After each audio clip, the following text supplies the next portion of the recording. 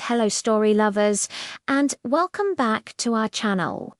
Today we're diving into a classic tale from the Brothers Grimm, The Wolf and the Seven Little Kids.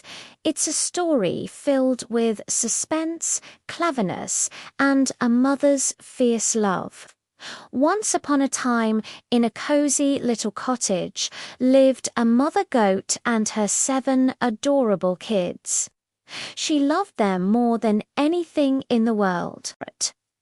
One sunny morning, she needed to go into the forest to gather food. Before she left, she gathered her children close. "My dear little ones," she said, "I must go out for a while. Be very careful. A big bad wolf is lurking in the woods. If he gets in, he'll eat you all up. You'll know it's him by his gruff, scratchy voice and his big black paws." The little kids nodded bravely. "Don't worry, Mother, we'll be on our guard." Feeling reassured, the mother goat bleated goodbye and set off on her way. It wasn't long before there was a knock at the door. A deep, rough voice called out, "Open up, my darlings. Your mother is home with a treat for each of you." But the clever little kids weren't fooled. They heard the gravelly voice and shouted back, "We won't open the door. Our mother's voice is sweet and gentle. You're the wolf." Frustrated, the wolf trotted off to a shop and bought a large piece of chalk. He ate it all up, and just like that, his voice became soft and high-pitched. He returned to the cottage and knocked again. "Open the door, dear children," he cooed in his new, sweet voice. "Your mother is here." But as he spoke, he rested his paws on the windowsill. The kids peeked out and saw his big, black paws. "No," they cried, "we won't let you in. Our mother doesn't have black feet like you. You're the wolf." Now, the wolf was getting really angry. He ran to a baker. "I've hurt my feet," he lied. "Please cover them in dough for me."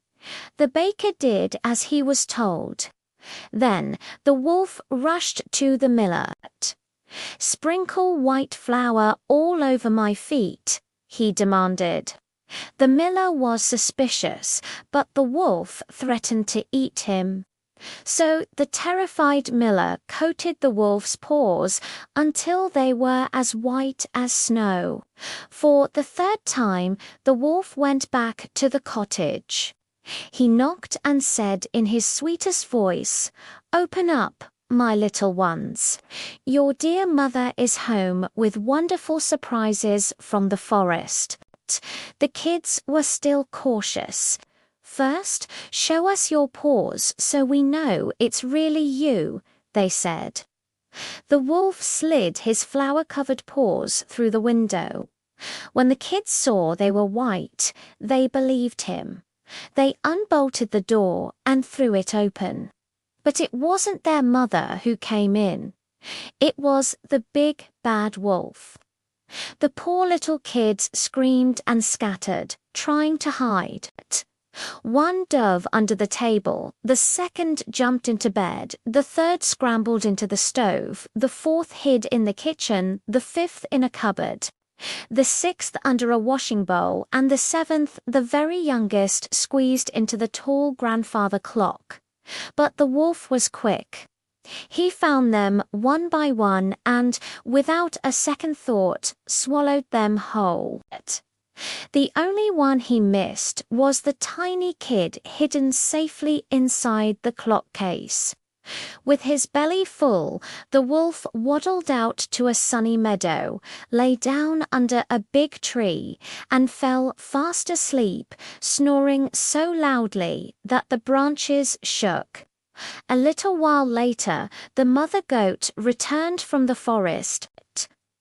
The sight that greeted her was horrifying. The door was wide open, furniture was overturned, and everything was a mess. She called for her children, name by name, but only silence answered. Her heart broke. Finally, she called for her youngest, and a tiny, muffled voice replied, "Dear mother, I'm in the clock case."